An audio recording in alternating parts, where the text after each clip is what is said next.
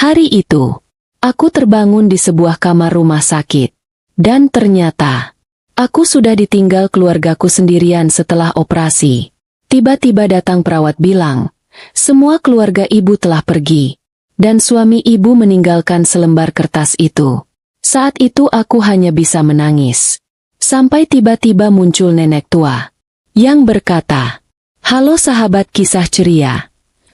Semoga kita semua selalu diberikan kesehatan."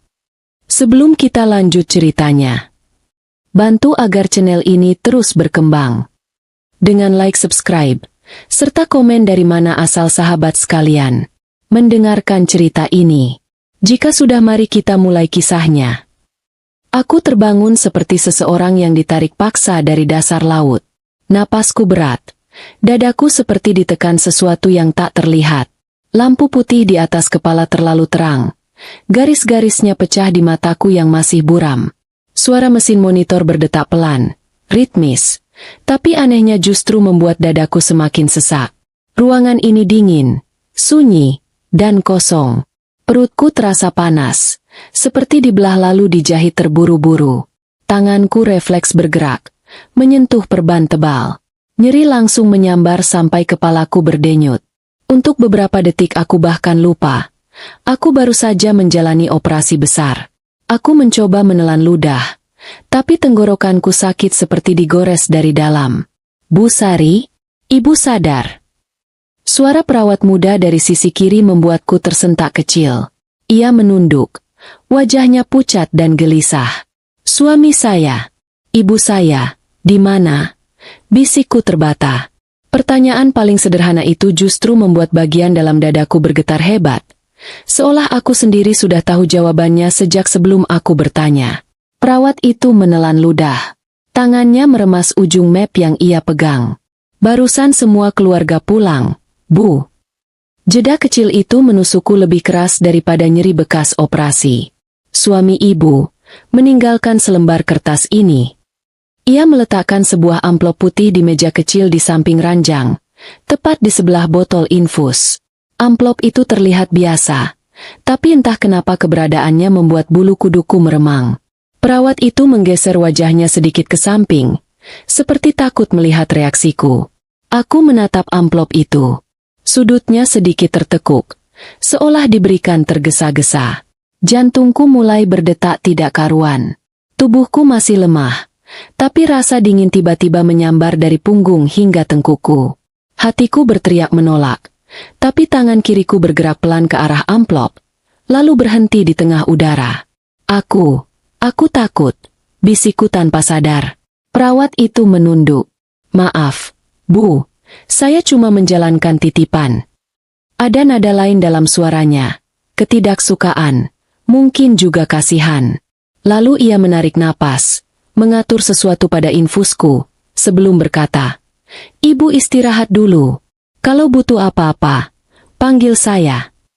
Ia pergi dengan langkah cepat, hampir seperti melarikan diri. Ruangan kembali sunyi. Aku memandang langit-langit, menahan air mata yang mulai mendesak keluar. Kenapa Arif pulang? Kenapa ia tidak menunggu aku sadar? Kenapa hanya amplop? Suamiku selalu punya alasan untuk meninggalkanku. Tapi hari ini seharusnya berbeda. Ini hari ketika aku hampir kehilangan nyawa. Seharusnya ia di sini. Seharusnya ia menggenggam tanganku. Seharusnya ia menangis lega ketika melihat aku membuka mata. Tapi yang tersisa hanya amplop dingin itu. Air mataku akhirnya jatuh, menuruni pelipis dan mengalir ke bantal. Aku menutup mata, menahan rasa sakit yang entah dari tubuh atau hati. Sampai sebuah suara tua, lembut namun dalam, terdengar dari pintu. "Nak, boleh ibu duduk sebentar di sini?" Aku membuka mata perlahan. Di pintu, ada seorang nenek berkain batik lusuh. Cardigan tuanya kusut seperti sudah bertahun-tahun tidak diganti. Ia tampak bungkuk sedikit. Rambutnya digelung seadanya. Secara sekilas, ia terlihat seperti pasien miskin yang tersesat di lorong rumah sakit.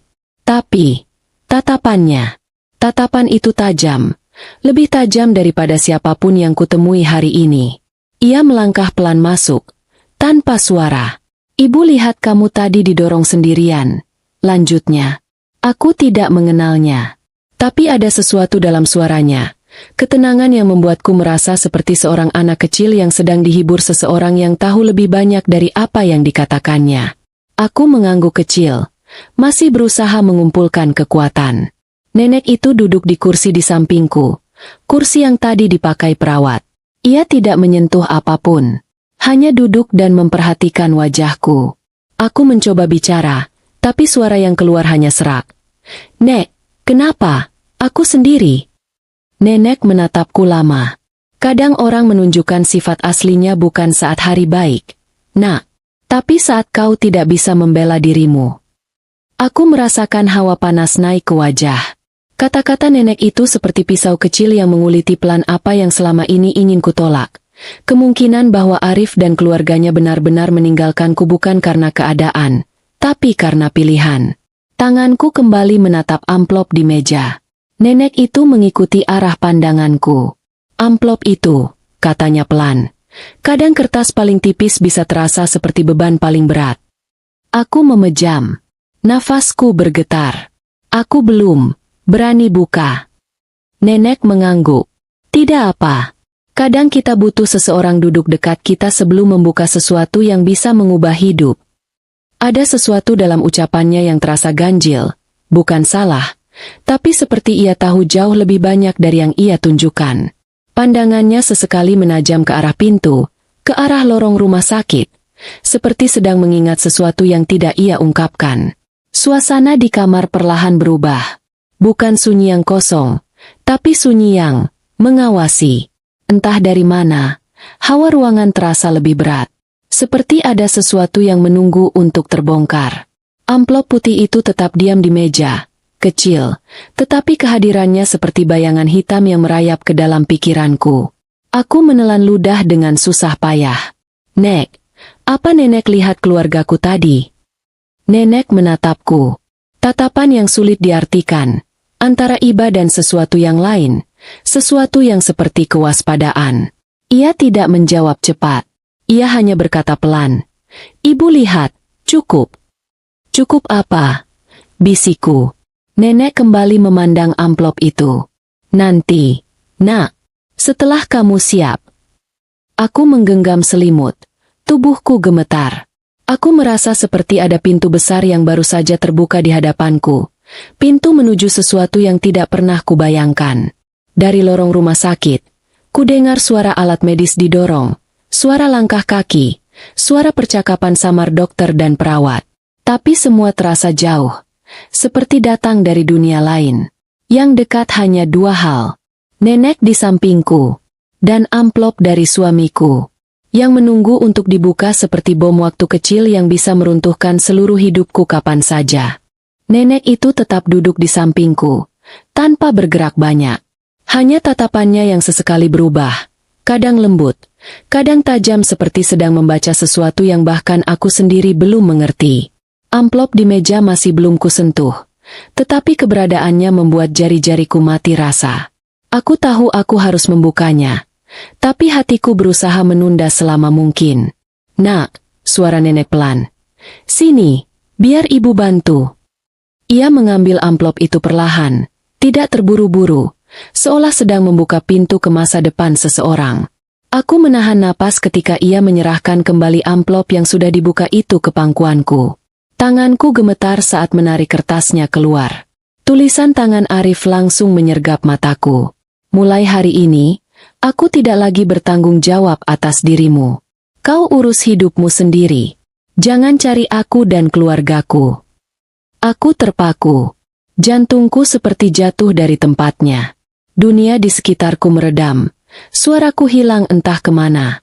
Kata-kata itu tidak panjang, tapi terasa seperti palu godam yang menghantam dadaku berkali-kali. Tanda tangan Arif tercetak jelas di bawahnya.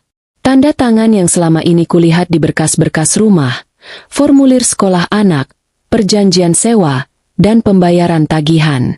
Tapi hari ini, bentuk tanda tangan yang sama itu berubah menjadi sesuatu yang tak terbayangkan. Bukti bahwa Arif ingin menghapusku dari hidupnya. "Allah," bisikku. Pandanganku berkunang. Air mata mengalir tanpa bisa kutahan. Namun sebelum kertas itu terlepas dari tanganku, aku melihat sesuatu di baliknya. Salinan formulir administrasi rumah sakit dengan stempel resmi. Ada tanda tangan Arif di sana juga. Ini, apa? Suaraku serak, hampir tidak terdengar. Nenek memiringkan kepala, memperhatikan lembar itu. Alisnya terangkat sedikit. Ini tidak seperti formulir persetujuan biasa. Nak. Aku menatapnya. Bingung, takut, bingung lagi. Ia menunjuk bagian bawah kertas.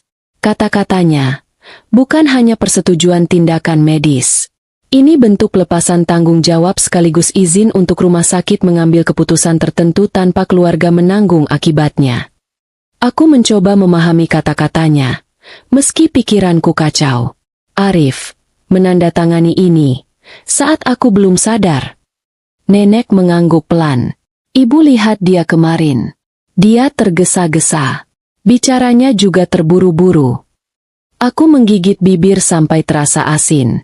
Dia meninggalkanku setelah operasi besar. Bagaimana mungkin? Arif harusnya menjaga? Potong nenek. Suaranya tenang. Aku mengangguk cepat, lalu mengusap wajahku yang basah. Aku jual semua perhiasan ibu untuk bayar sisanya. Aku bayar premi asuransiku sendiri. Aku tabung tiap bulan. Arif cuma tanda tangan. Tapi kenapa dia? Suara serak itu pecah sebelum kalimatku selesai. Nenek menatapku dengan mata yang tidak muda, tetapi justru penuh ketajaman pengalaman. Nak, katanya pelan, orang yang tidak bisa dihitung di saat paling sulit, mungkin memang tidak pernah benar-benar berada di pihakmu sejak awal. Kalimat itu menusuk seperti jarum kecil, tetapi justru membuat sesuatu dalam diriku retak.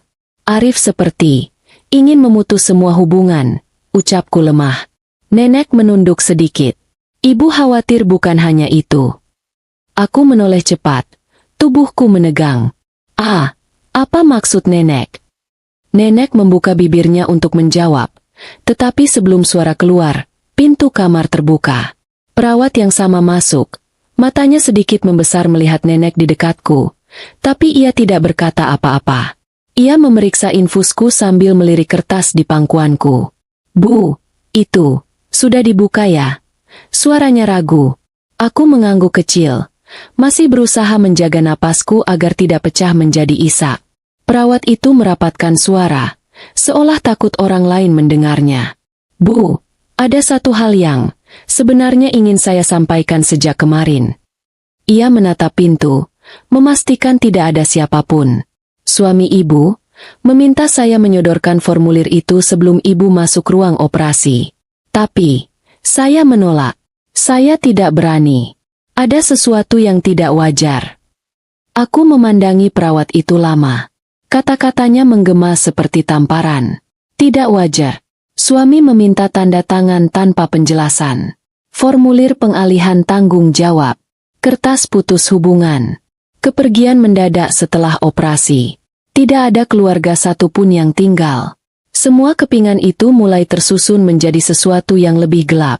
Perawat mundur setengah langkah. Wajahnya tegang. Bu, saya juga dengar sedikit percakapan suami ibu dengan dokter. Saya tidak ingin salah paham, tapi dia menanyakan soal komplikasi dan apa klaim asuransi bisa diproses kalau. Perawat itu terdiam, menggigit bibir. Kalau apa? Paksaku dengan suara gemetar. Wajah perawat itu menegang. Kalau ibu tidak tertolong. Dada aku tiba-tiba sesak. Dunia berputar. Nenek di sampingku tampak tidak terkejut. Lebih seperti seseorang yang mendengar sesuatu yang sudah ia duga. Aku ingin berkata sesuatu, tapi tidak ada suara keluar. Nenek menghela napas panjang. Nak, kamu tahu sekarang kenapa ibu bilang ibu khawatir? Aku memegang tepi selimut erat-erat. Tubuhku gemetar tanpa bisa kukendalikan. Suara perawat itu masih terbata ketika melanjutkan. Bu, saya pikir, suami ibu tidak sepenuhnya datang untuk mendampingi operasi. Tapi, seperti, menunggu sesuatu. Nenek menoleh. Sorot matanya berubah menjadi jauh lebih serius. Ia menatapku dalam-dalam. Nak, hidupmu sedang dihitung seperti angka di kertas. Aku membeku. Kata-kata itu terasa seperti kebenaran yang lebih menakutkan daripada rasa sakit setelah operasi.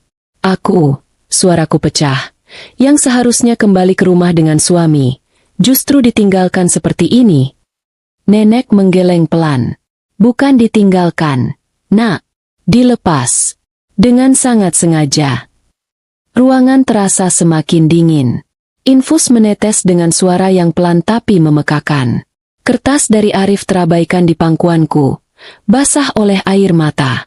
Dan untuk pertama kalinya sejak aku sadar dari operasi, terlintas di pikiranku kemungkinan mengerikan yang tidak pernah kubayangkan. Bagaimana jika Arif dan keluarganya memang berharap aku tidak kembali? Perkataan terakhir itu membuat seluruh tubuhku dingin seketika. Bukan dingin dari AC rumah sakit, tapi dingin yang merayap dari tulang, naik ke dada, lalu menyergap tenggorokan. Aku menatap nenek di sampingku, berusaha mencari tanda bahwa ia hanya berlebihan. Tapi wajahnya terlalu tenang, terlalu pasti. Seperti seseorang yang tidak sekadar menebak, tapi menyaksikan sendiri. Nenek duduk kembali di kursinya, merapikan cardigan lusuhnya sambil menatapku lama. Nak, ada hal yang harus kamu tahu, tapi ibu harus pastikan dulu kamu siap mendengarnya. Aku tidak siap, tapi aku juga tidak bisa hidup dengan pertanyaan ini menggantung di kepalaku. Aku mengangguk pelan, meski tanganku berkeringat dingin. Nenek menaruh kedua tangannya di pangkuannya. Tadi malam, ibu tidak bisa tidur. Kursi di lorong itu keras sekali. Ia menunjuk ke arah luar ruangan, ke koridor panjang yang remang. Jadi ibu duduk saja, di dekat ruang dokter. Aku menatapnya, menunggu. Ibu tidak berniat menguping, lanjutnya. Tapi pintu ruang dokter terbuka sedikit. Dan suamimu baru keluar dari sana. Darah, atau tepatnya cairan merah yang entah mengalir di mana dalam tubuhku, seperti berhenti sesaat. Suara nenek berubah lebih rendah. Seperti melafalkan sesuatu yang berat. Aku dengar dia bilang begini. Kalau istriku komplikasi dan gak tertolong, klaim asuransi jiwa bisa cair ke rekening yang ini. Kan, dok? Aku membeku di tempat. Tidak ada suara keluar dari mulutku. Hanya helaan napas patah yang bahkan tidak terdengar jelas. Nenek melanjutkan. Matanya tidak lepas dari wajahku. Dokternya kelihatan gugup. Dia bilang prosedurnya panjang. Tidak bisa dibicarakan sembarangan. Tapi suamimu terus menekan. Ia bilang operasi berisiko tinggi, dan kondisi rumah tangga kalian sudah tidak jelas. Seolah tidak masalah baginya kalau kamu. Ia tidak melanjutkan. Tidak perlu. Aku sudah mengerti. Dadaku naik turun cepat, seperti aku berlari dari sesuatu. Tapi aku tahu aku baru berlari dari sebuah kebenaran kecil. Belum dari keseluruhannya. Arif, bilang begitu? Suaraku nyaris tidak terdengar, seperti suara orang lain. Nenek mengangguk perlahan. Dia bahkan menunjukkan sesuatu pada dokter. Semacam formulir perubahan rekening. Ibu tidak lihat jelas, tapi ibu tahu itu berkaitan dengan asuransi. Tanganku refleks memegang perutku yang masih diperban. Luka operasiku terasa semakin menyengat. Seperti tubuhku ikut memprotes kenyataan yang kudengar. Allah! Aku menutup wajah dengan kedua tangan. Dalam gelap yang kubuat sendiri, bayangan-bayangan berputar. Arif yang selalu pulang terlambat. Arif yang mengambil tabungan dengan alasan mendadak. Arif yang berkata, kalau kamu kenapa-napa, aku nggak kuat nanggung. Arif yang selalu meminta aku menandatangani sesuatu tanpa menjelaskan. Semua itu dulu kupikir hanya bagian dari suami yang tidak dewasa. Kini, semuanya terasa seperti potongan teka-teki yang tersusun rapi menuju satu tujuan yang tak pernah kuimajinasikan. Tiba-tiba perawat muda yang tadi datang masuk kembali. Ia menutup pintu perlahan, lalu berdiri dekat kaki ranjangku. Suaranya pelan tapi tegas. Bu Sari, saya harus jujur sepenuhnya. Ia menarik napas panjang sebelum melanjutkan. Kemarin, suami ibu meminta saya membawa formulir pengalihan tanggung jawab ke ibu. Ia bilang ibu sudah menyetujuinya sebelumnya. Tapi saya tahu, ibu belum. Aku mengangkat wajahku perlahan. Pandanganku buram karena air mata. Perawat melanjutkan. Saya menolak. Tapi dia memaksa. Bilangnya ini penting untuk prosedur. Tapi, saya merasa itu tidak benar. Ia bergeser ke arah nenek, seolah mencari dukungan.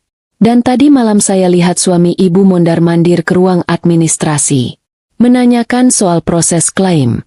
Padahal, ibu bahkan belum masuk ruang operasi saat itu. Jantungku seperti diperas dari dua sisi. Nenek mengangguk kecil pada perawat. Kamu melakukan hal yang benar, nak.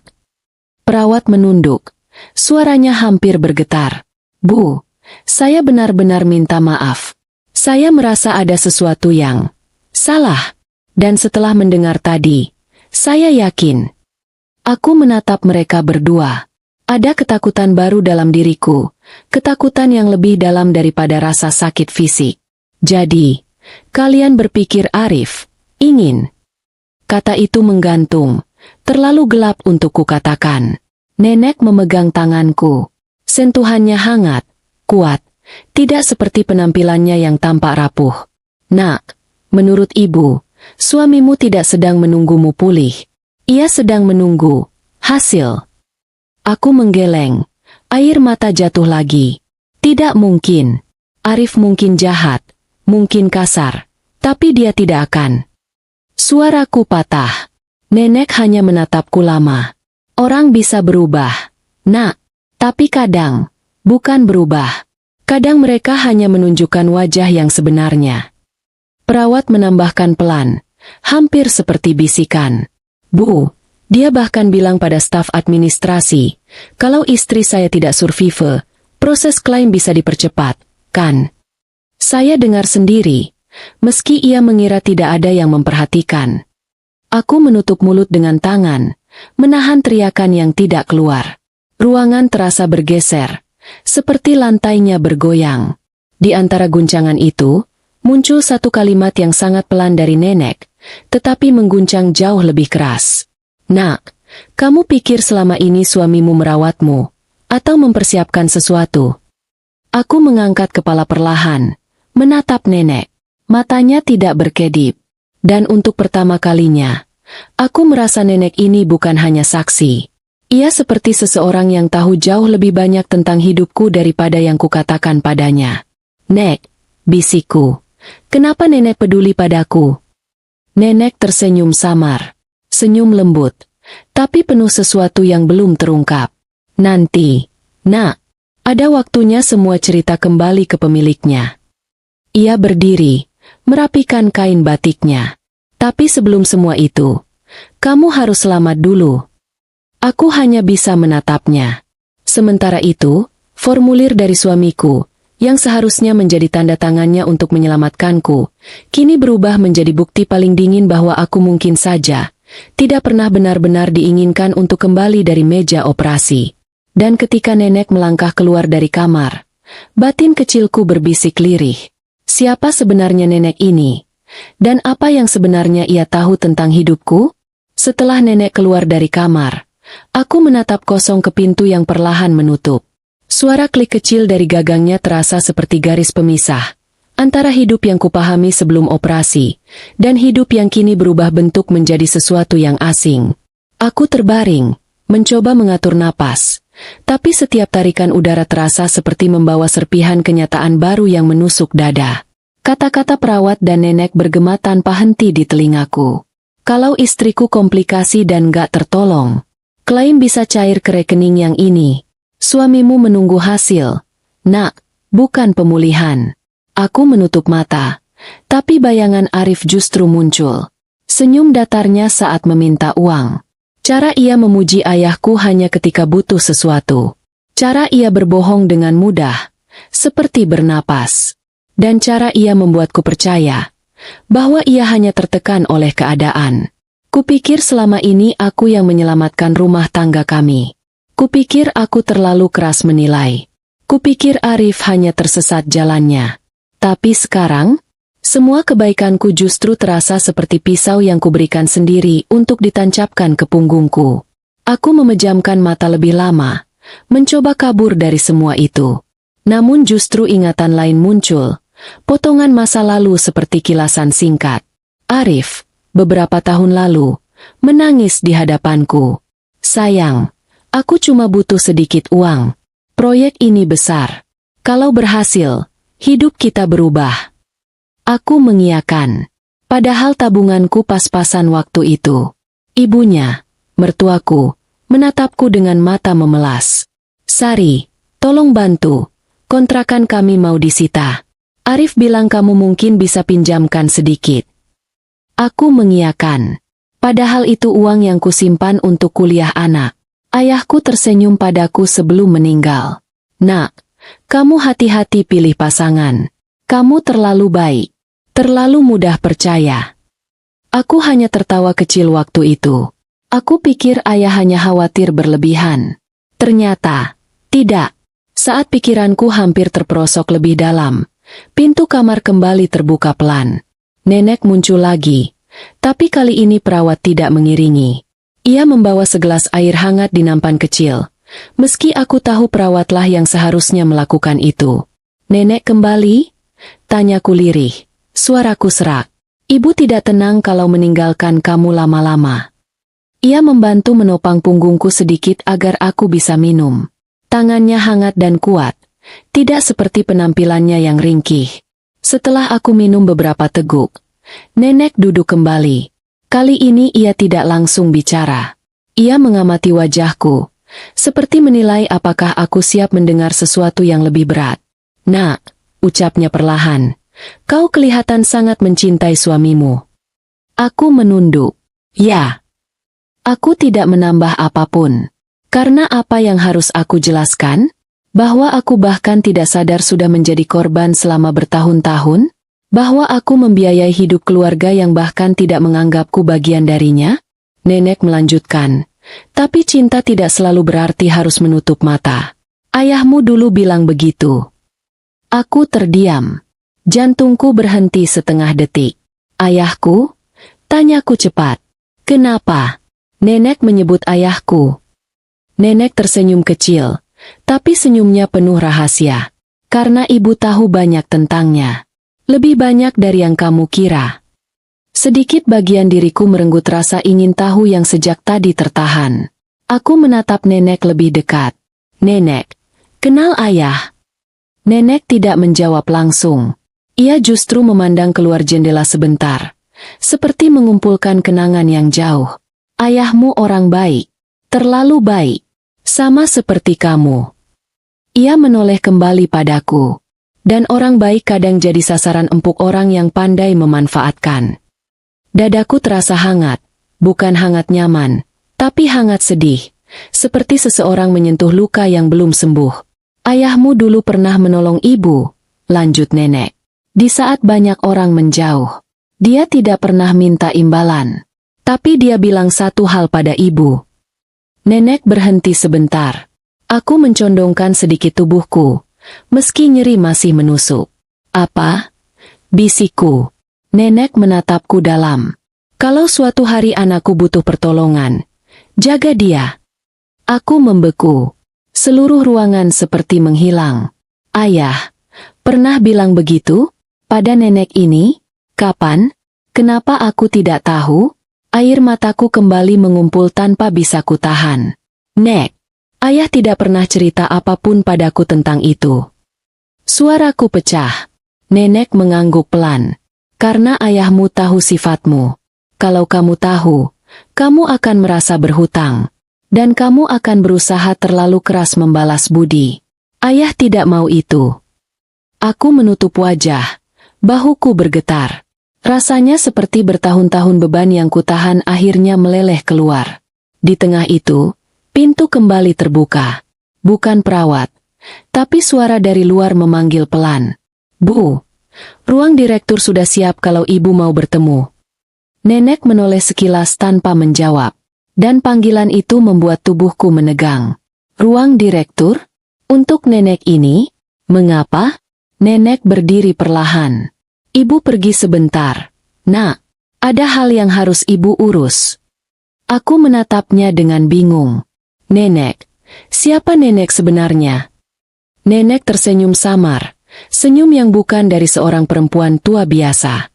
Ibu Widya, katanya lembut, tapi nanti kamu akan tahu lebih jelas. Aku terpaku. Nama itu menembus pikiranku seperti petir kecil, karena aku pernah mendengarnya. Dari ayah, dari beberapa kenalan bisnisnya. Nenek, bukan sekadar nenek. Ia keluar, meninggalkan ruangan yang kini terasa berbeda, lebih kosong, tapi juga lebih penuh bayangan. Dan di kepalaku, satu pertanyaan menggema tanpa henti. Jika perempuan tua itu adalah Bu Widya, kenapa ia berada di lorong, memperhatikanku sejak awal? Nenek, atau lebih tepatnya Bu Widya, tidak kembali selama hampir 2 jam. Selama itu, aku hanya bisa menatap langit-langit ruangan dengan pikiran yang terus berputar tanpa henti. Nama itu, Bu Widya, bukan nama asing. Aku pernah mendengarnya dari ayah, tepat sebelum beliau meninggal. Ayah menyebutnya dengan hormat, seolah ia bukan sekadar rekan bisnis, tapi seseorang yang lebih penting dari itu. Dan hari ini, perempuan itu duduk di kursi murah di lorong rumah sakit, memakai cardigan lusuh, seakan-akan tak punya tempat pulang. Ada sesuatu yang janggal, sesuatu yang besar. Aku sedang mencoba duduk lebih tegak di ranjang ketika pintu terbuka lagi. Kali ini dengan sangat pelan, namun bukan ragu. Lebih seperti orang yang terbiasa memasuki ruang dengan otoritas. Bu Widya masuk. Tapi kali ini, ia tampak berbeda. Cardigan lusuhnya memang masih dipakai, tetapi rambutnya lebih rapi. Ada bros kecil di atas selendangnya, dan di belakangnya berdiri seorang pria berjas rapi. Wajahnya kukenali sebagai wakil direktur rumah sakit. Saat ia masuk, beberapa perawat di lorong menunduk hormat. Aku terperangah. Nenek. Suaraku tak stabil. Bu Widya tersenyum hangat padaku. Senyum yang sama seperti sebelumnya. Tapi kini aku melihat lapisan lain di baliknya. Wibawa. Maaf ibu lama. Nak, ada hal yang tadi harus dibereskan. Pria berjas itu memperkenalkan diri. Saya Pak Herman, wakil direktur. Mulai hari ini kami akan memantau kondisi Ibu Sari secara khusus. Aku bingung. Tapi, kenapa? Pak Herman menatap Bu Widya sebelum menjawab, seperti menunggu izin. Karena permintaan Ibu Widya. Aku menoleh ke Bu Widya, menunggu penjelasan.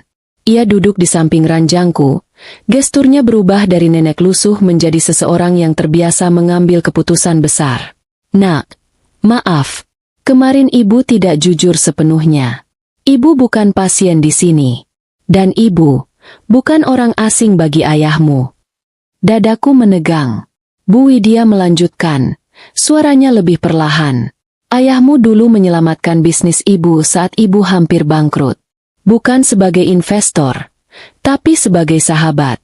Dia juga yang mengenalkan Ibu ke rumah sakit ini, ketika Ibu memutuskan untuk menjadi donatur tetap. Ia menatapku dalam. Waktu itu ayahmu bilang satu hal, jaga keluargaku kalau aku sudah tidak ada.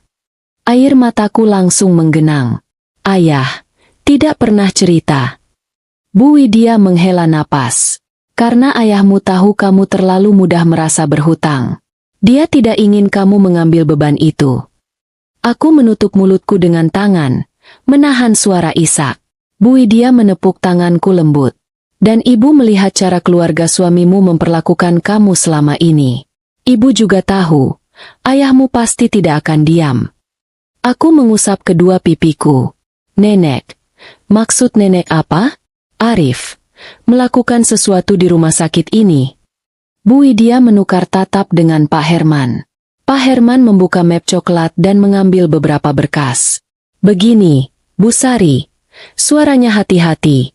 Tadi kami periksa ulang semua administrasi yang terkait dengan perawatan Ibu. Ia meletakkan beberapa lembar di meja samping ranjangku. Di atasnya, ada salinan formulir administrasi yang kutemukan di balik surat Arif. Kami temukan formulir yang ditandatangani suami Ibu tanpa penjelasan kepada pihak medis lain, katanya. Dan, ada pengajuan perubahan nomor rekening penerima klaim asuransi atas nama Ibu. Denyut di kepalaku menjadi lebih keras. No, more, rekening siapa? Pak Herman menghela napas. Nomor itu tidak terdaftar sebagai rekening ibu. Tanganku langsung dingin. Rasanya seperti tubuhku jatuh dari ketinggian. Bu Widya lalu mengambil map kecil dari tasnya. Map tipis yang sangat rapi. Nak, kamu harus tahu sesuatu yang lebih besar dari ini. Ia mengeluarkan 2 lembar fotokopi, polis asuransi dan surat wasiat ayahku. Aku tercekat. Wasiat? Ayah?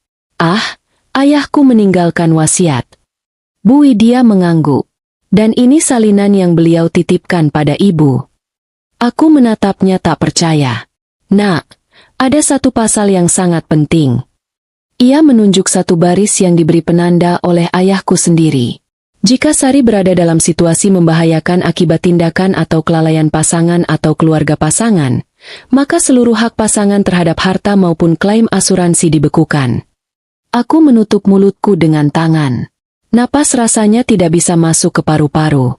Ayah, apakah kau tahu? Apakah kau memprediksi ini? Sebelum aku sempat menata napas, Bu Widya melanjutkan. Ayahmu bukan hanya meninggalkan harta, dia meninggalkan perlindungan. Warisan bukan hanya soal uang, tapi juga wasiat moral. Aku menangis. Kali ini bukan hanya karena sakit atau takut, tapi karena ada sesuatu yang selama ini hilang. Rasa lindung, rasa dimiliki, rasa bahwa ayahku tidak pernah benar-benar pergi. Bu Widya menatapku dengan wajah teduh. Nak, selama ini kamu jadi tameng bagi suamimu. Kamu membiayai hidupnya, membayar utang keluarganya, membantu proyeknya, memakai nama ayahmu untuk memudahkan jalannya. Dan apa balasannya? Ia menyiapkan dokumen yang bisa menjauhkan tanggung jawab dan membuka jalan bagi klaim asuransi jiwamu. Aku mengusap pipiku kasar. Aku begitu bodoh, ya Nek? Bu Widya menggeleng tegas. Bukan bodoh. Kamu hanya terlalu berharap orang berubah. Dan kamu terlalu baik untuk melihat bahwa mereka memanfaatkanmu. Pak Herman menutup map. Kami akan melakukan audit internal, Bu Sari. Dan kami akan memanggil suami ibu besok. Ada banyak hal yang harus dikonfirmasi. Dadaku mengencang. Arif, akan dipanggil ke rumah sakit? Ya, jawab Pak Herman. Dengan bukti-bukti yang kami temukan, ia tidak bisa lari dari tanggung jawab. Namun Bu Widya menambahkan pelan. Tapi bukan hanya itu. Ada hal lain yang harus ibu hadapi. Dan kali ini, kamu tidak sendirian. Aku menatapnya. Tiba-tiba semua potongan yang sejak tadi menggantung terasa mulai menyambung. Perlahan, tapi jelas. Nenek misterius di lorong. Perawat yang gelisah. Formulir gelap. Asuransi jiwa. Rekening asing. Hubungan rahasia ayah dengan Bu Widya. Dan semua itu mengarah pada satu titik besar. Esok hari, akan ada konfrontasi. Bukan tentang pernikahan saja, tapi tentang hidup dan niat seseorang terhadapku. Bu Widya merapikan cardigan lusuhnya lagi, yang kini tidak tampak lusuh sama sekali. Besok, Nak, kita mulai membalik keadaan. Aku menatapnya dengan napas berat. Dan baru saat itu aku sadar. Perempuan tua yang kupikir tak berdaya itu, bukan hanya saksi. Dia adalah pelindung terakhir yang ayah tinggalkan untukku. Dan esok hari, semuanya akan berubah. Malam itu aku hampir tidak bisa tidur. Rasa nyeri di perutku masih menusuk setiap kali aku bergerak sedikit saja. Namun yang paling menyakitkan justru bukan luka operasi, melainkan kenyataan bahwa orang yang selama ini kupanggil suami mungkin benar-benar menginginkanku tidak kembali. Aku memandang langit-langit ruangan. Lampunya temaram. Hening rumah sakit tiba-tiba terasa bukan sekadar hening, tapi seperti ruang kosong yang mengawasi, memerhatikan, menunggu sesuatu terbongkar. Di meja sampingku, map berisi salinan polis asuransi dan wasiat ayahku masih tergeletak. Setiap kali aku melihatnya, dadaku berdenyut aneh, antara sedih, terharu, dan takut. Ayahku benar-benar mencoba melindungiku jauh sebelum aku tahu aku butuh perlindungan. Sekitar pukul 11 malam, perawat muda yang tadi bicara denganku masuk kembali. Ia memeriksa infus dan tensiku. Tapi kali ini, matanya tampak lebih lega, meski tetap ada kegelisahan yang tidak sempat disembunyikan. Bu Sari, ibu tidak apa-apa? Tadi saya lihat ibu lama sekali terjaga, bisiknya. Aku tersenyum samar. Masalahnya bukan di tubuhku saja yang sakit. Perawat itu menunduk. Saya ikut sedih. Bu, maafkan saya tidak bisa berbuat banyak. Namun aku menggeleng. Justru kamu satu-satunya orang yang berani jujur. Ia menelan ludah, lalu menunduk dekatku. Suaranya diturunkan lagi. Bu, tadi sore saya dipanggil oleh kepala administrasi. Mereka bilang ada ketidaksesuaian tanda tangan pada berkas yang diajukan suami ibu. Ada beberapa versi tanda tangan Arif, tidak semuanya sama. Aku membeku. Tanda tangan, berbeda. Perawat itu mengangguk sangat pelan. Ya, salah satunya terlihat seperti ditiru. Kepala administrasi curiga. Mungkin ada orang lain yang membantu mengisi formulir. Aku merasa darah di wajahku menghilang. Orang lain? Siapa? Perawat itu menggeleng.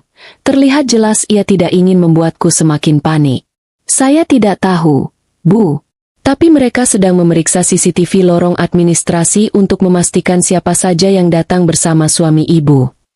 CCTV. Kata itu memukulku keras. Kalau benar ada orang lain yang terlibat, ini bukan sekadar tindakan spontan Arif. Ini direncanakan. Perawat itu menggenggam tanganku sebentar. Besok semuanya akan dibahas di ruang direktur. Ibu tidak sendirian. Ibu Widya sudah bicara banyak dengan manajemen. Aku mengangguk, meski jantungku tetap berdebar. Ia pamit, meninggalkan aku sendirian lagi. Tapi tidak lama. Sekitar tengah malam, pintu kamar kembali terbuka perlahan. Bu Widya masuk tanpa suara. Hanya ditemani ketenangan aneh yang selalu mengikutinya. Nenek belum tidur? Tanyaku pelan. Ia tersenyum samar. Anak ayahmu tidak boleh sendirian malam ini. Ia menarik kursi dan duduk di sampingku. Kondisimu bagaimana, Nak? Lebih baik, secara fisik. Jawabku, meski emosiku masih tercerai-berai. Bu Widya memperhatikan wajahku lama. Kamu tidak perlu takut besok. Ibu sudah meminta semua dokumen dibuatkan salinannya. Jika suamimu mencoba berdalih, semua bukti akan berbicara.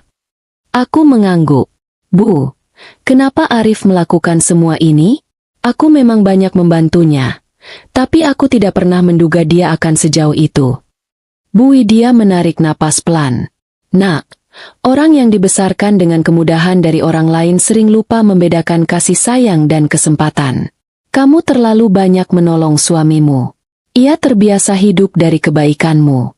Dan orang yang terbiasa mendapat keuntungan, akan panik ketika manfaat itu hilang. Aku terdiam lama.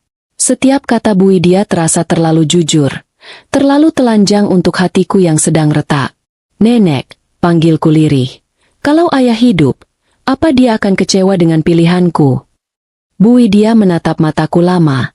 Lalu menggeleng tegas. Tidak, Nak, ayahmu tidak akan kecewa. Yang akan membuatnya sedih adalah kalau kamu membiarkan orang memperlakukanmu seperti ini dan kamu diam saja. Air mataku jatuh pelan. Bu Widya meraih tanganku dan menggenggamnya kuat. Besok, kebenaran tidak lagi hanya kamu yang bawa. Rumah sakit juga akan bersuara. Dan Arif serta keluarganya tidak akan bisa memutarbalikkan fakta seperti biasa. Aku mengusap wajahku. Aku takut, tapi juga tidak sabar untuk mendengar dia menjelaskan semua. Bu Widya tersenyum tipis. Arif tidak akan bisa menjelaskan semua. Orang yang berbohong untuk keuntungan, selalu tersandung pada kebohongannya sendiri ketika bukti terkumpul. Aku menelan ludah. Jadi, apa langkah pertama besok? Bu Widya menyandarkan punggungnya pelan. Kita mulai dengan membongkar dokumen rumah sakit. Aku menatapnya, bingung. Dokumen apa? Bu Widya membuka tas kecilnya dan mengeluarkan beberapa lembar kertas. Ini, hasil audit awal dari pihak rumah sakit. Aku mengambilnya dengan tangan gemetar. Dalam cahaya remang ruangan, aku membaca formulir pengalihan tanggung jawab medis yang ditandatangani tanpa persetujuan pasien. Permohonan perubahan nomor rekening penerima klaim asuransi jiwa. Catatan kunjungan keluarga sebelum operasi. Arif tercatat 5 kali ke administrasi asuransi. Status, pasien tanpa keluarga kandung yang menanggung. Tanda tangan yang tidak konsisten pada salinan dokumen. Dadaku naik turun cepat. Allah, ini semua dibuat tanpa aku tahu. Nak, kata Bu Widya lembut. Kamu baru menyadari permukaannya saja. Tubuhku menegang. Permukaannya. Bu Widya menatapku dengan sorot mata yang membuat napasku tertahan. Salah satu rekaman CCTV menunjukkan suamimu tidak datang sendirian ke administrasi. Ada perempuan yang mengantar dia. Aku membeku. Siapa? Perempuan? Pundakku menegang begitu kuat sampai terasa nyeri. Bu Widya melanjutkan. Kami masih mencari identitasnya. Tapi satu hal pasti, mereka tampaknya bekerja sama. Dunia di sekelilingku seakan menjauh pelan-pelan, seperti suara yang meredup. Aku hanya bisa berbisik kecil. Arif, kau bisa melibatkan orang lain? Untuk apa? Untuk memastikan aku. Aku tidak berani menyelesaikan kalimat itu. Bu Widya menepuk tanganku, menegaskan. Besok, semua yang ia sembunyikan akan muncul, termasuk siapa perempuan itu. Aku menelan ludah sulit. Dan dari situ, Bu Widya menatap lurus ke mataku. Kita mulai membangun bukti yang bisa membalik seluruh kekuasaan Arif atas hidupmu. Aku mengangguk pelan, meski tubuhku gemetar hebat.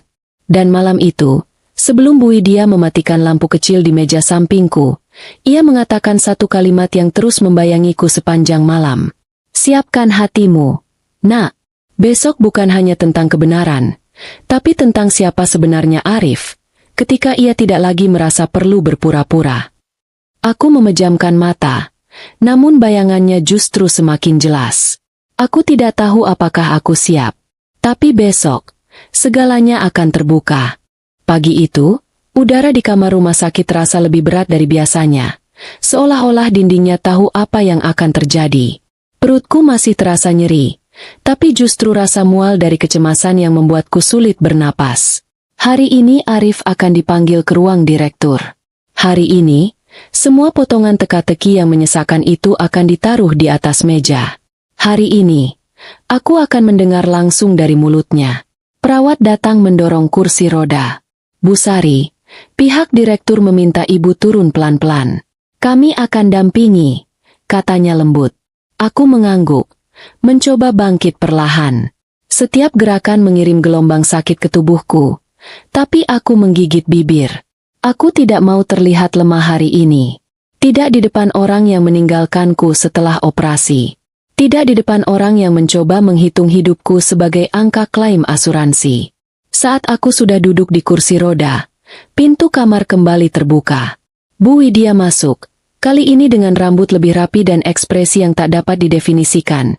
Campuran ketenangan dan kekuatan yang kukenal hanya dari orang-orang yang sudah terlalu lama berdiri menghadapi dunia sendirian. Nak, sudah siap? Tanyanya. Tidak, jawabku jujur. Tapi aku harus. Bu Widya tersenyum kecil. Kadang keberanian bukan tentang siap, tapi tentang tetap maju walau kamu gemetar. Ia berjalan di sampingku saat perawat mendorong kursi rodaku.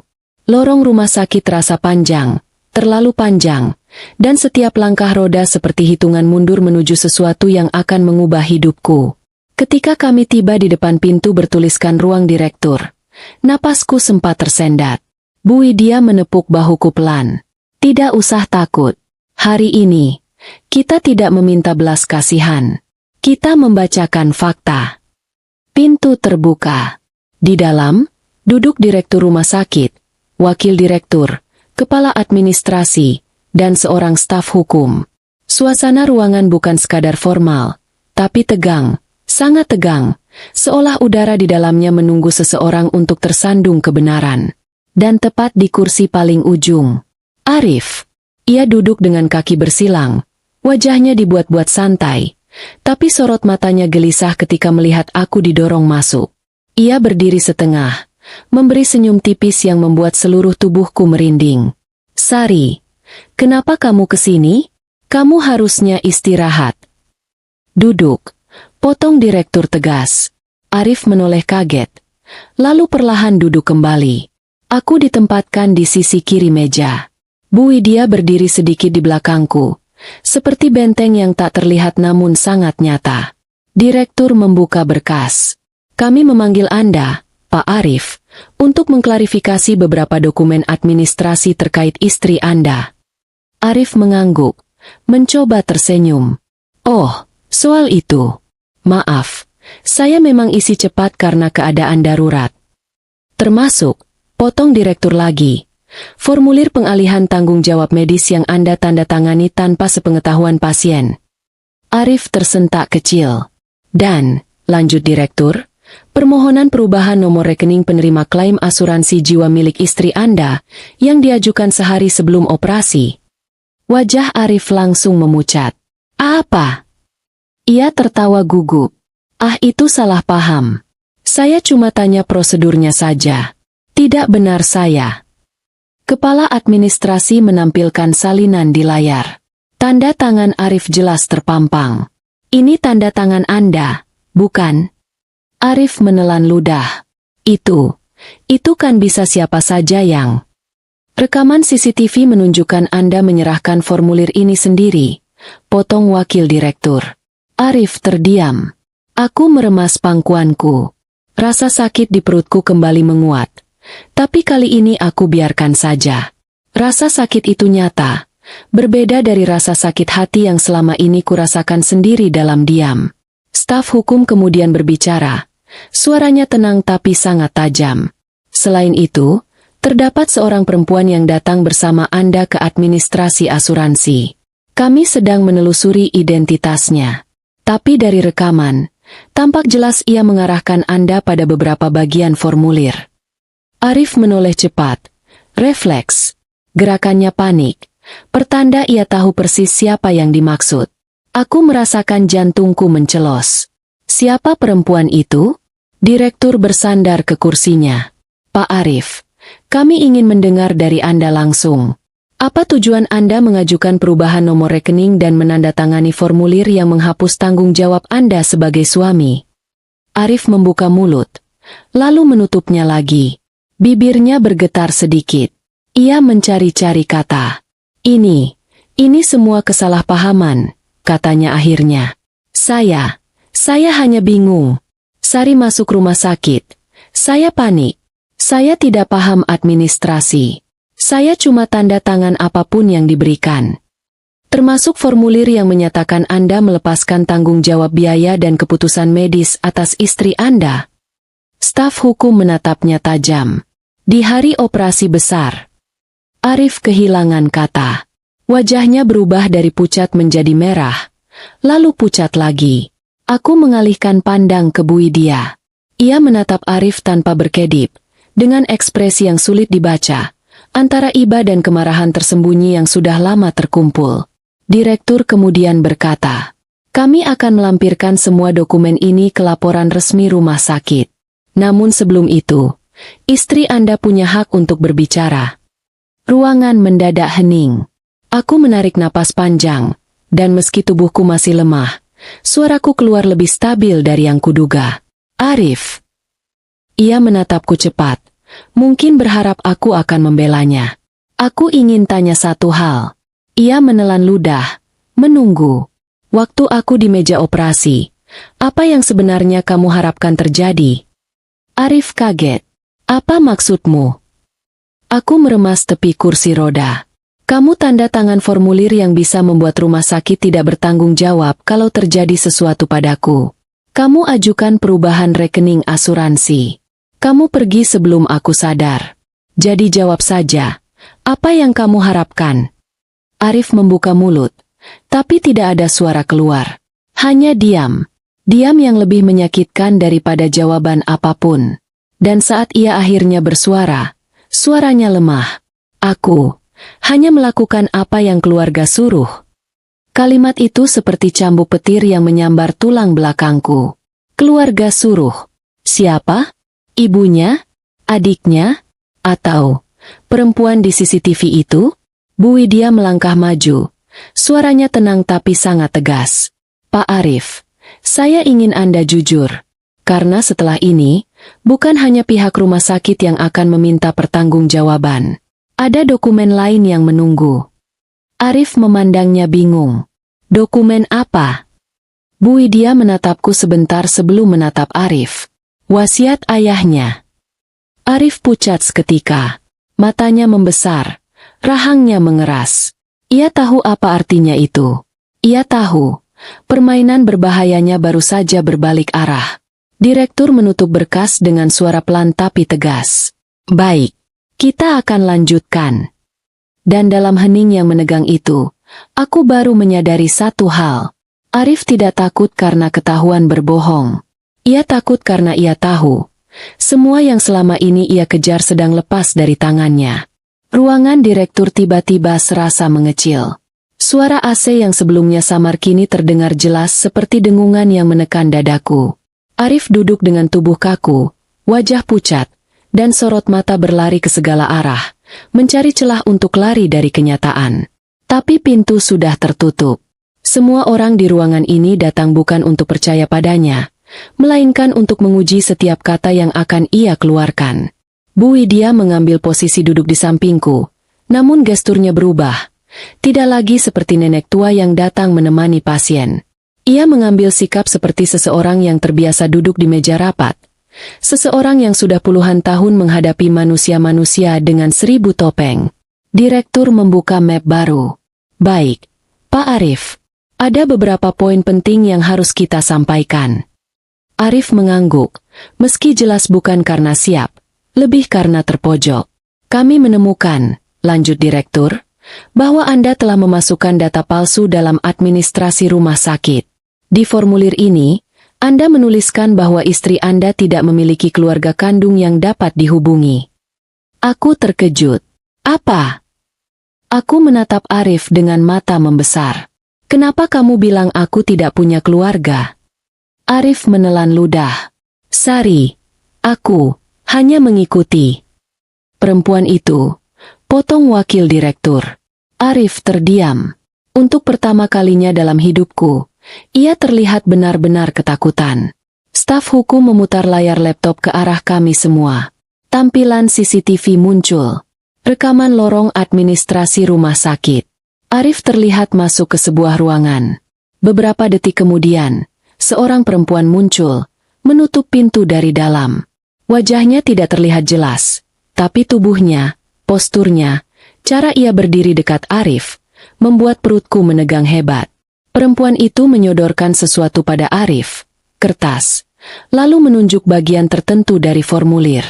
Arif tampak membaca, lalu mengangguk dan menandatangani. Ini, suara kepala administrasi berat. Bukan tindakan orang yang panik, Pak Arif. Ini tindakan orang yang sengaja disarankan dan diarahkan. Arif memijat pelipisnya keras. KM, itu temanku. Dia hanya bantu jelasin. Teman perempuan yang tahu persis bagian mana di formulir yang harus Anda tanda tangani. Tanya Bu Widya tenang, namun sorot matanya menelanjangi. Arif terdiam. Direktur melanjutkan, dan pengajuan perubahan rekening yang Anda sampaikan bukan sekadar pertanyaan. Itu berstatus permohonan resmi. Arif menutup wajahnya. Aku cuma salah isi. Bukan salah isi. Suara Bu Widya masuk. Lembut tapi penuh kekuatan memenuhi ruangan. Kamu sadar apa yang kamu tanda tangani. Kamu sadar konsekuensinya. Dan kamu sadar siapa yang akan mendapat uang itu. Kalau sesuatu terjadi pada Sari. Aku bergetar. Mendengar kalimat terakhir itu membuat luka operasiku seperti kembali terbuka. Arif tiba-tiba menatapku. Sayang, tolong, dengarin aku dulu. Aku tidak menjawab. Ia melanjutkan. Aku cuma bingung. Ibu yang suruh aku urus asuransimu. Aku takut kehilangan kamu. Makanya aku. Jangan bohong lagi. Suaraku pecah, namun tegas. Kamu bilang takut kehilangan aku. Tapi kamu bahkan tidak menungguku sadar. Arif membuka mulut. Tapi tak ada suara keluar. Wajahnya memerah karena malu, atau marah. Aku tidak tahu lagi. Wakil direktur membuka dokumen lain. Dan ini, Pak Arif, adalah catatan permintaan Anda kepada perawat untuk meminta tanda tangan pasien dalam kondisi tidak sadar. Perawat muda yang kemarin menjelaskan padaku, ternyata ada di ruangan ini. Ia menunduk sebentar, lalu bersuara lirih. Saya tidak berani. Saya tidak mau memaksa pasien yang belum bisa bicara. Tanda tangan itu bukan persetujuan. Itu manipulasi. Arif menatap perawat itu tajam. Kemarahan melintas jelas. Namun staf hukum langsung menahan gerakannya. Pak Arif, suara staf hukum datar. Semakin Anda marah, semakin Anda menunjukkan posisi Anda sekarang. Bu Widya mengeluarkan map terakhir dari tasnya. Sekarang, bagian yang paling penting. Arif menatap map itu seperti menatap pedang. Bu Widya membuka lembaran pertama. Ini, salinan wasiat Ayah Sari. Arif memucat seketika. Tangannya refleks meremas lengan kursinya. Ayahnya Sari menuliskan dengan sangat jelas. Lanjut Bu Widya. Jika pasangan Sari atau keluarga pasangan melakukan penelantaran, manipulasi administrasi, atau tindakan yang dapat membahayakan Sari demi keuntungan finansial, maka seluruh hak dan akses mereka terhadap warisan dan klaim asuransi dicabut secara permanen. Arif menarik napas tajam. Bu Widya menatapnya.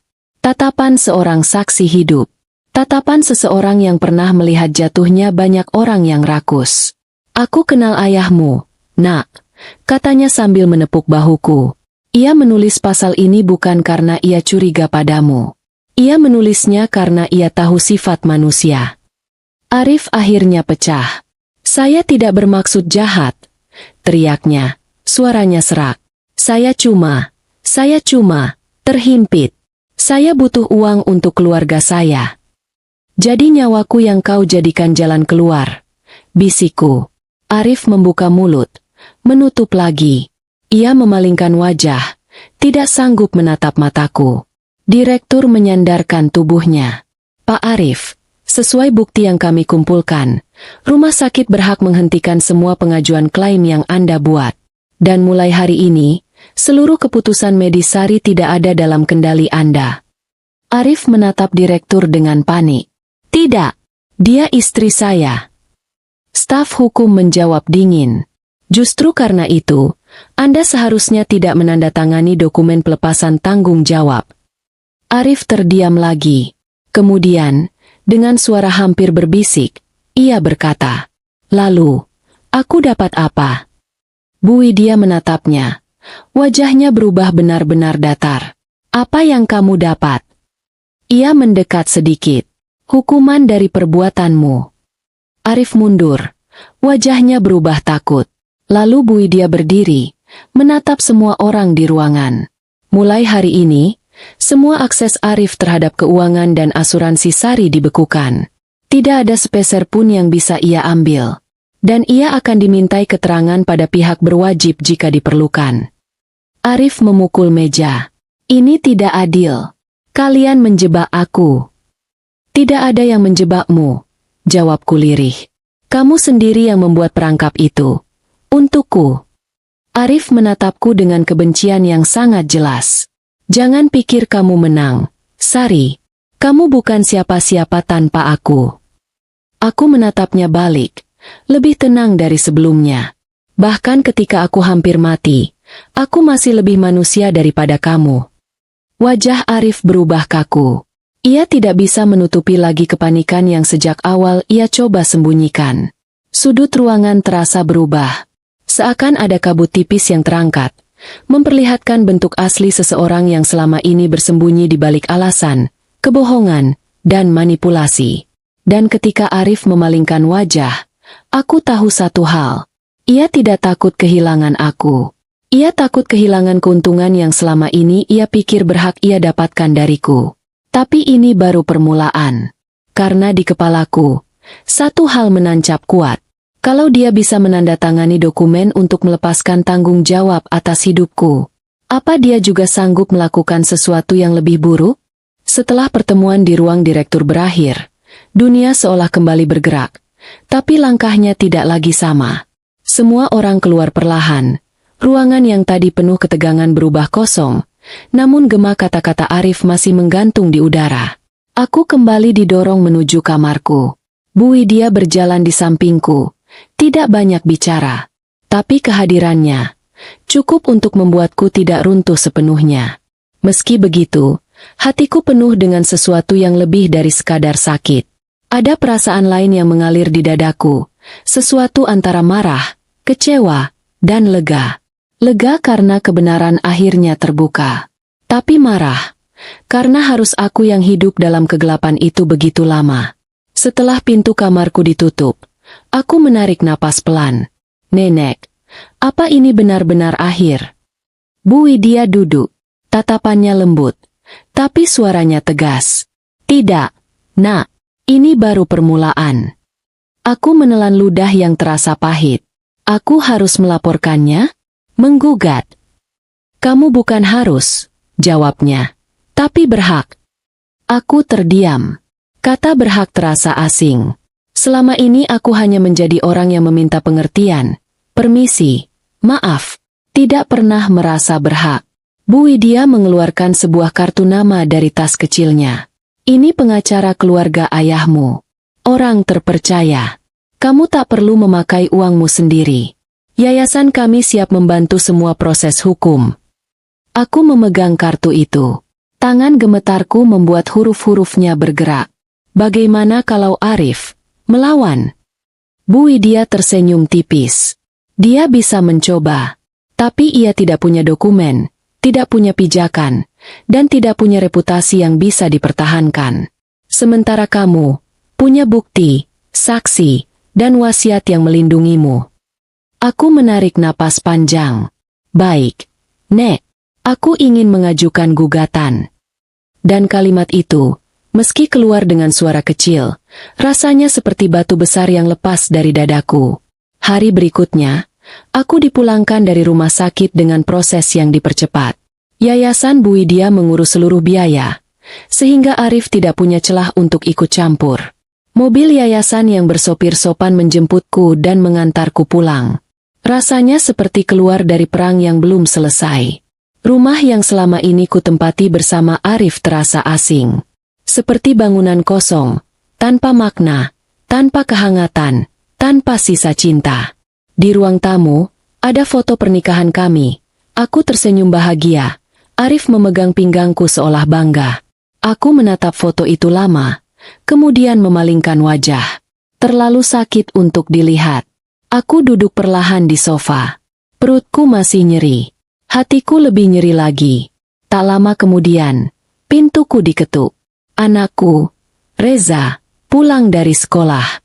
Ia terdiam melihatku sudah di rumah. Bu? Suaranya kecil, takut. Aku tersenyum dan membuka tangan. Ia langsung memelukku. Wajahnya menenggelam di bahuku. Bu, ayah nggak ke rumah sakit. Kenapa? Tanyanya lirih. Aku menutup mata. Anak sekecil ini harus menghadapi luka yang bukan salahnya. Reza, ucapku lembut. Ayahmu sedang ada masalah sama ibu. Tapi itu bukan salahmu. Ia melepaskan pelukan, menatapku. Matanya yang besar memancarkan kecerdasan yang belum waktunya. Bu, kalau nanti ayah marah sama ibu, Reza boleh tetap sama ibu? Pertanyaannya memotong hatiku seperti bilah tipis. Boleh. Dan Reza akan tetap sama ibu. Jawabku dengan tegas, membelai rambutnya. Reza duduk di sampingku, menggenggam tanganku. Bu, kalau ayah nanti miskin, ibu kasihan nggak? Aku terpaku. Pertanyaan itu terlalu jujur, terlalu polos, dan terlalu tepat mengenai inti dilema yang selama ini memendamku. Aku menarik napas panjang.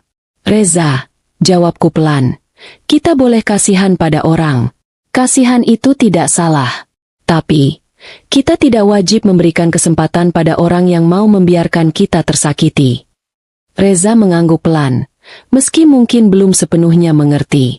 Aku memandangnya lama, lalu memeluknya lagi. Dalam pelukan itu, aku berjanji pada diriku sendiri. Aku tidak akan membiarkan Arif atau keluarganya merusak masa depan anakku. Sore harinya, Bu Widya datang bersama seorang pria berjas hitam. "Ini Pak Hendra," katanya, "pengacara yang akan menangani kasusmu." Pak Hendra bersalaman denganku, lalu duduk membuka map. "Bu Sari, saya sudah menerima semua bukti dari pihak rumah sakit.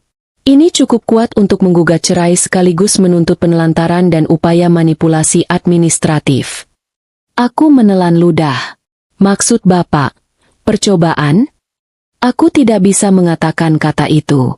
Pak Hendra mengangguk perlahan. "Kita tidak menyebutnya begitu tanpa bukti tambahan.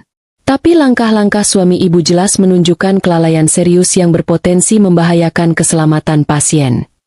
Bu Widya menambahkan, "Dan berdasarkan wasiat ayahmu, ia bisa kehilangan seluruh hak atas harta bersama maupun warisan." Aku mengangguk.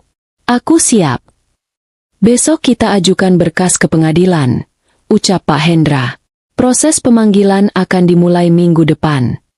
Aku mengusap wajahku, merasakan campuran takut dan lega. "Terima kasih, semuanya." Bu Widya menggenggam tanganku. "Ini bukan soal balas dendam, Nak.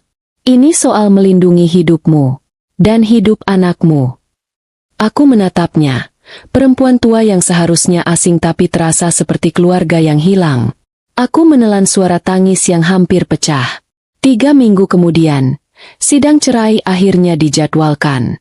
Selama itu, Arif dan keluarganya mencoba menghubungiku berkali-kali. Telepon, pesan, bahkan mendatangi rumah. Aku tidak membuka pintu. Semua komunikasi diarahkan ke pengacara. Mereka menyebarkan cerita di kampung bahwa aku, istri durhaka, dibawa perempuan kaya, menggugat tanpa alasan. Tapi bukti lebih bicara daripada gosip. Pada hari sidang, Arif datang dengan wajah kusut, rambut tidak rapi, dan tatapan kosong. Tidak ada sisa kesombongan yang dulu ia tunjukkan. Tidak ada bayangan pria yang merasa dunia berada di tangannya. Ia menatapku saat aku masuk ruang sidang, mata merah, bukan karena menangis, tapi karena tidak tidur semalaman. "Sari." Ia mencoba mendekat. Pengacara langsung menahan. Sidang berjalan tegang. Hakim mendengar kesaksian rumah sakit, menunjukkan dokumen, gambar CCTV, dan menyimpulkan. Terdapat cukup bukti bahwa suami tergugat melakukan kelalaian serius serta tindakan administrasi yang merugikan pihak istri. Arif hanya menunduk, tidak berani menatap siapapun. Akhirnya, hakim mengetuk palu. Permohonan cerai dikabulkan. Hak asuh anak jatuh pada pihak istri. Suami tidak berhak atas harta, warisan, atau klaim asuransi apapun atas nama istri. Aku menutup mata. Napas panjang keluar dari dadaku. Seperti beban bertahun-tahun akhirnya runtuh. Di luar ruang sidang, Arif memanggilku lagi. "Sari, tolong, jangan lakukan ini. Aku nggak bisa hidup tanpa." Aku berbalik. "Aku tahu," kataku pelan. "Kamu tidak bisa hidup tanpa uangku." Arif terdiam. Wajahnya memucat lebih dalam. Ia tahu kalimat itu benar, dan tidak ada lagi yang bisa ia bantah. Aku pergi tanpa menoleh kembali. Tapi jauh di dalam hatiku aku tahu, pertarungan ini belum berakhir. Karena sekarang bukan hanya tentang Arif, tapi tentang bagaimana aku membangun ulang hidupku dari puing-puing yang ia tinggalkan. Hari pertama setelah sidang putusan, udara terasa berbeda. Bukan lebih ringan, bukan pula lebih gelap, tapi seperti sesuatu yang selama ini menekan dadaku akhirnya berkurang setengah. Masih ada rasa sakit, masih ada luka, tapi tidak lagi membuatku tenggelam. Aku dan Reza pindah ke rumah kecil peninggalan ayah di pinggir kota. Rumah itu sederhana, berhalaman kecil dengan tanaman rambat yang dulu ditanam ayah sendiri. Saat aku membuka pintu, aroma kayu tua menyeruak, membawa kembali kenangan tentang tangan ayah yang selalu sibuk memperbaiki sesuatu. Reza berlari kecil masuk ke dalam. "Bu, rumah ini hangat," serunya. Aku tersenyum. Anak itu, satu-satunya alasan aku terus bertahan selama semua badai berlangsung. Di ruang tamu, aku duduk di sofa yang pernah menjadi tempat ayah membaca koran setiap pagi. Aku menyentuhkan jariku pada kainnya. Yah, aku sampai juga, gumamku lirih. Seminggu berlalu sejak putusan cerai. Arif menghilang dari peredaran. Keluarganya berhenti menelepon setelah pengacara mengingatkan ancaman hukum atas fitnah dan tekanan psikologis yang mereka sebarkan. Nama ayahku, reputasinya, dan dukungan Bu Widya menjadi benteng untukku dan Reza. Suatu sore, Bu Widya datang berkunjung. Ia duduk di beranda rumah, memandang halaman kecil tempat Reza bermain layang-layang. Rumah ini lebih cocok untukmu daripada rumah itu, katanya seraya menatapku lembut. Aku menuangkan teh hangat. Aku merasa, pulang, Nek. Bu Widya tersenyum samar. Ada kedamaian di wajahnya, tapi juga sedikit kelelahan. Seperti seseorang yang telah lama memikul beban rahasia. Nak, katanya, ayahmu akan bangga sekali melihat kamu sekarang. Kamu tidak hanya bertahan, kamu bangkit. Aku menahan air mata. Kadang, aku takut aku terlalu terlambat sadar. Tidak ada kata terlambat untuk menyelamatkan diri, jawabnya, menepuk tanganku. Dan sekarang, kamu bukan hanya selamat, tapi siap hidup kembali. Ia kemudian mengeluarkan sebuah map tipis dari tasnya. Ini dokumen yayasan kesehatan yang dulu ayahmu bangun bersama ibu. Ibu ingin kamu ikut terlibat, kalau kamu mau. Sebagai apa? Tanyaku bingung. Sebagai bendahara program bantuan pasien miskin. Kamu punya ketelitian. Dan kamu tahu rasanya menjadi orang yang hampir tidak punya siapa-siapa saat sakit. Itu bekal penting. Aku mengangguk pelan. Tawaran itu tidak hanya pekerjaan, tapi makna. Sesuatu yang memberikanku tempat. Dan arah baru. Aku mau, Nek. Jawabku akhirnya. Bu Widya tersenyum bangga. Ayahmu pasti senang mendengarnya. Beberapa hari kemudian, aku mulai bekerja di yayasan. Ruangannya sederhana, tapi hangat. Tidak ada tekanan, tidak ada manipulasi, tidak ada kebohongan. Justru ada candaan ringan dari staf, tawa anak-anak pasien, dan rasa nyata bahwa aku sedang membantu orang lain yang pernah berada di tempatku dulu, rapuh dan tidak punya suara. Saat istirahat, seorang perawat muda mendekat. Perawat yang dulu menolak memaksaku menandatangani formulir saat operasi. Bu Sari, saya ingin bilang terima kasih. Aku mengerutkan dahi. Terima kasih. Kenapa? Karena ibu berani bicara. Banyak pasien tidak bisa melakukan itu. Apa yang ibu lakukan membuat rumah sakit kami mengubah prosedur administrasi. Sekarang semua harus lebih transparan. Aku tertegun. Rasanya aneh mengetahui ketegaran yang kupaksakan dulu. Ternyata mengubah sesuatu yang lebih besar dari diriku. Malam itu, aku duduk di teras rumah kecilku. Angin membawa aroma tanah basah setelah hujan. Reza sudah tidur, dan Bu Widya duduk di sebelahku sambil meminum teh hangat. Nek, panggilku pelan. Kenapa nenek dulu ada di lorong rumah sakit? Kenapa nenek bisa tahu begitu banyak hal tentang hidupku? Bu Widya menatap langit yang mulai berwarna ungu tua. Nak, ibu sering duduk di lorong itu untuk mengingat masa lalu. Di rumah sakit itulah ayahmu dan ibu dulu berjuang. Di sanalah ia menitipkan pesan terakhirnya. Dan ketika ibu melihat bagaimana kamu diperlakukan suamimu. Ia berhenti sebentar. Suaranya melembut. Ibu tahu saat itu. Waktunya utang budi dibayar kembali. Aku menunduk. Kalau nenek tidak muncul waktu itu, aku mungkin. Tidak ada kata kalau. Nak, potong Bu Widya. Yang penting, kamu hidup. Dan kamu memilih diri sendiri. Aku menghela napas panjang. Untuk pertama kalinya sejak semua kekacauan terjadi, aku merasa benar-benar damai. Bukan karena semuanya selesai, tapi karena aku akhirnya bebas dari seseorang yang tidak pernah berniat menjagaku. Aku menatap halaman kecil di depanku. Reza menaruh layang-layangnya di pojok pagar. Layang-layang itu sedikit sobek, tapi masih bisa terbang. Aku tersenyum. Mungkin aku juga seperti layang-layang itu. Pernah jatuh, pernah tersangkut, pernah hampir putus benangnya. tapi tetap punya kesempatan untuk terbang lagi. Bu Widya memecah keheningan. Sari, ingat kata-kata ayahmu dulu. Aku mengangkat kepala. Yang mana? Ia bilang, anak saya terlalu baik untuk disakiti dunia. Tapi dia lupa tambahkan satu hal. Bu Widya menatapku dengan mata teduh. Tapi dia juga cukup kuat untuk bilang berhenti. Dadaku bergetar. Air mata turun perlahan.